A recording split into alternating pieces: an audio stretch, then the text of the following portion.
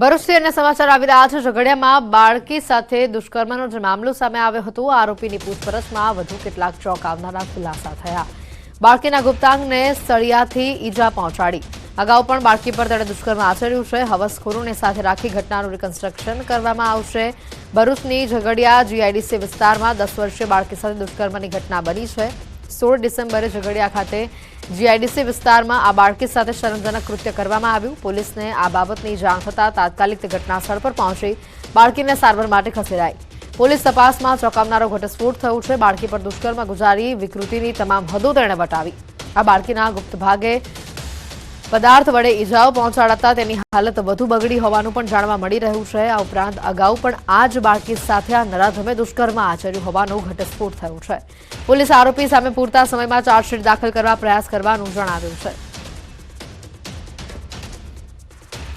137, 65 અને POCSO act બીએનએસની અલગ અલગ સેક્શનમાં પણ જ્યારે અમને ખબર પડી કે બાળકી સાથે માત્ર આ કૃત્ય નહીં પણ એની ઉપરાંત એક મેટાલિક રોડ સાથેનો પણ એની જોડે વ્યવહાર થયો છે ખરાબનો, તો અમે લોકોએ બીએનએસની સેક્શન 109 એટલે કે જૂની એક્ટની આપણી 307 નો પણ ઉમેરો કર્યો છે।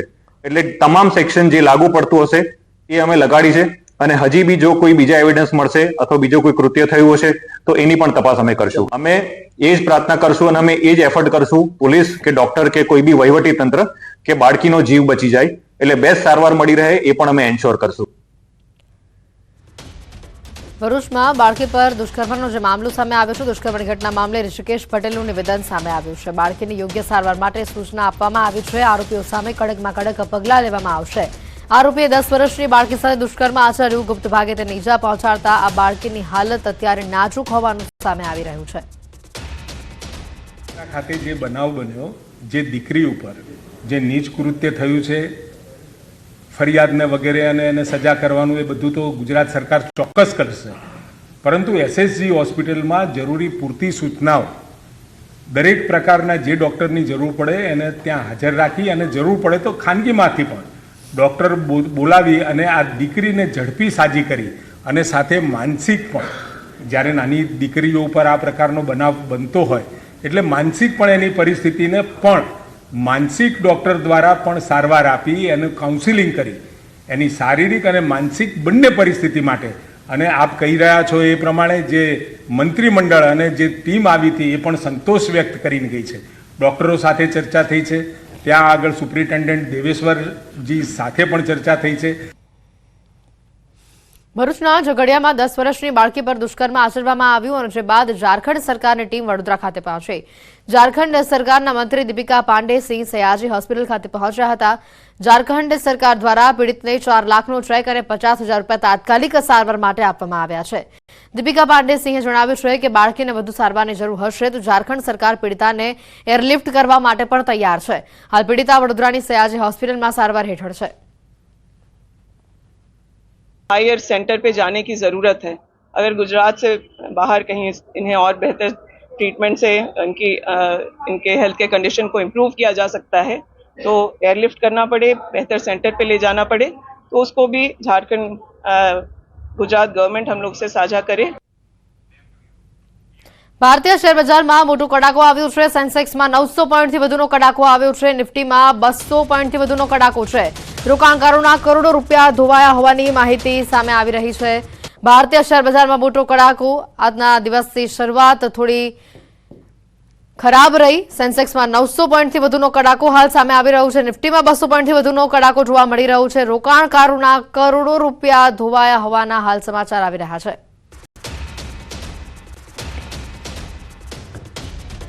ગુરુવારનો દિવસ આજે અને શેરબજારમાં જે રીતનો આજે માહોલ જોવા મળ્યો, કડાકા જોવા મળ્યા છે। સેન્સેક્સમાં 900 પોઈન્ટથી વધુનો કડાકો છે તો નિફ્ટીમાં પણ 200 પોઈન્ટથી વધારેનો કડાકો સામે આવી રહ્યું છે। રોકાણકારોના ઘણા મોટી માત્રામાં રૂપિયા ધોવાયા હોવાની હાલ માહિતી સામે આવી રહી છે અને હજી પણ આ ભારતીય શેરબજારમાં અસર જોવા મળશે। ભારતીય શેરબજારમાં મંદીનો માહોલ જોવા મળશે। હજી પણ માર્કેટ ડાઉન થાય તેવા સમાચાર સામે આવી રહ્યા છે।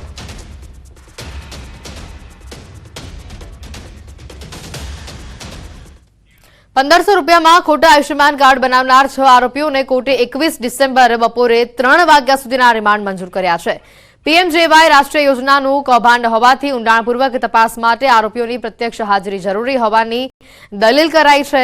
આરોપીઓના નાણાકીય વ્યવહાર અંગે બેંક ખાતાની તપાસ કરવી જરૂરી છે। કેટલાક સમયથી આ કામગીરી કરતા હતા, તેનો કોઈ ગુનાહિત ઇતિહાસ છે કે નહીં? આ ઉપરાંત સરકારે પ્રાઇવેટ કંપનીને કોન્ટ્રાક્ટ આપવામાં આવ્યો ત્યાંથી પોર્ટલમાં લિંક થયેલું હોવાની આશંકા છે।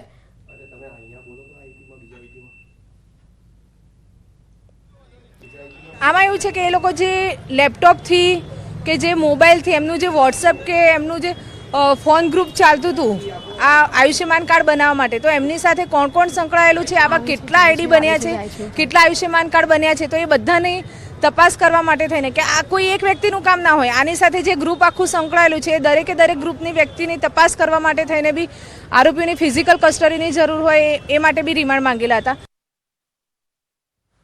તો આ પ્રાઇવેટ કંપનીનો કોઈ વ્યક્તિ સંડોવાયેલો છે કે કેમ તેને લઈને પણ તપાસ કરવામાં આવશે। સાથે જ આ કૌભાંડમાં અન્ય કોણ કોણ સંડોવાયેલું છે તેને લઈને પણ તપાસ તેજ કરવામાં આવી છે। સાથે જ વોટ્સએપ અને ટેલિગ્રામમાં પણ અન્ય ડિલીટ થયેલા ડેટા અંગે પણ તપાસ માટે આરોપીની હાજરી જરૂરી હોવાની અનેક દલીલ કરવામાં આવી છે। મોરબીથી સમાચાર આવી રહ્યા છે। 50 રોડ પરથી બોગસ તબીબ ઝડપાયો છે। ઘરમાં રૂમમાં તે દવાખાનું ચલાવતો હતો। અશ્વિન નકુમ નામના બોગસ ડોક્ટરની ધરપકડ કરવામાં આવી છે। એલોપેથીની દવાઓ, બોટલો, ઇન્જેક્શન મળીને કુલ રૂપિયા 18,762નો મુદ્દામાલ કબજે કરવામાં આવ્યો છે। મોરબી સિટી ડિવિઝન પોલીસે સમગ્ર મામલે ગુનો નોંધી કાર્યવાહી હાથ ધરી છે।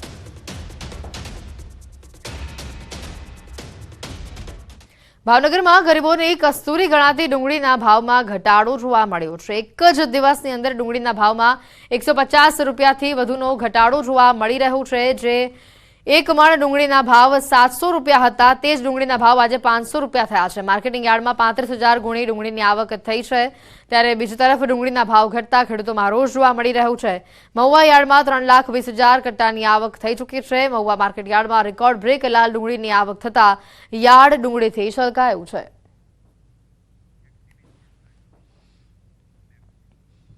દક્ષિણ ગુજરાતમાં બહુચર્ચિત મા કામલ ફાઉન્ડેશન બોગસ હોવાનો જે મામલો સામે આવ્યો હતો, તાપીના મા કામલ ફાઉન્ડેશનના સંચાલક ડોક્ટર અનિલ કેસર ગોહિલ સામે વ્યારા પોલીસ મથકે ગુનો દાખલ કરાયો છે। વ્યારાના મગરકુઈ ગામે આ કામલ ફાઉન્ડેશન દ્વારા ઇન્ડિયન નર્સિંગ કાઉન્સિલ અને ગુજરાત નર્સિંગ કાઉન્સિલની માન્યતા વગર જ નર્સિંગ કોચિંગ સંસ્થા ઊભી કરી વિદ્યાર્થીનીઓ સાથે છેતરપિંડી આચરવામાં આવી હતી।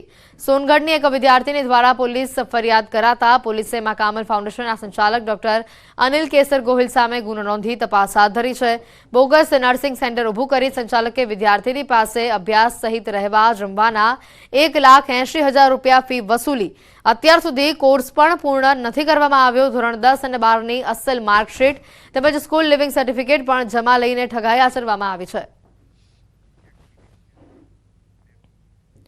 સુરતના પૂર્વ ધારાસભ્ય અને મેયરનો લેટર વિવાદ ફરી એકવાર ચર્ચામાં આવ્યો છે। મહત્વનું છે કે અગાઉ ધારાસભ્ય અરવિંદ રાણાએ મેયરને પત્ર લખ્યો હતો અને જેમાં તેમણે સેન્ટ્રલ ઝોનમાં કામગીરી નહિવત હોવાનું જણાવ્યું હતું, જેને લઈને મેયર દક્ષેશ માવાણીએ લેટરનો લેખિતમાં ધારાસભ્ય અરવિંદ રાણાને જવાબ આપ્યો છે, જેમાં તેમણે લખ્યું છે કે 239.77 કરોડના ખર્ચ હાલ વિકાસના કામો માટે સેન્ટ્રલ ઝોનમાં કરવામાં આવેલ છે, જ્યારે 182.65 કરોડના કામો પ્રગતિ હેઠળ હોવાનું જણાવ્યું છે, જેને લઈને ધારાસભ્ય મેયરને અભિનંદન પણ પાઠવ્યા।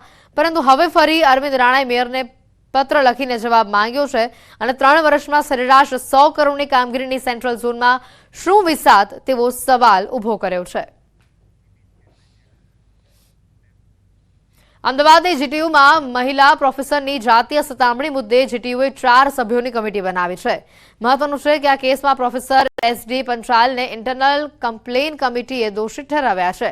આ સમગ્ર મામલામાં પ્રોફેસર પંચાલ અપીલમાં ગયા છે, ત્યારે તેમની અપીલને ધ્યાનમાં લઈને 4 સભ્યોની કમિટીની રચના કરવામાં આવી। આ કમિટીમાં કુલપતિ, બીઓજી મેમ્બર અને એક સિનિયર પ્રોફેસરનો સમાવેશ કરવામાં આવ્યો છે। આ કમિટી અપીલની સુનાવણી કરી બીઓજીમાં જવાબ રજૂ કરશે। જે એક્ટ છે એ એક્ટ અનુસાર જ્યારે કોઈ આઈસીસી કમિટીનો રિપોર્ટ આવે તો આઈસીસી કમિટીએ એના ફાઇન્ડિંગ્સ છે એ બંને પાર્ટીને આપવાના હોય છે। એ અનુસાર બંને પાર્ટીને કમિટી દ્વારા એના ફાઇન્ડિંગ્સ આપી દેવામાં આવેલા હતા। એમાં જોગવાઈ મુજબ 30 દિવસમાં બોથ પાર્ટી છે એ એમાં અપીલ ફાઇલ કરી શકે, તે અનુસાર ડૉક્ટર એસડી પંચાલ દ્વારા એની અપીલ ફાઇલ કરવામાં આવી છે। સમાચારોમાં હાલ રોકાઈશું એક બ્રેક માટે.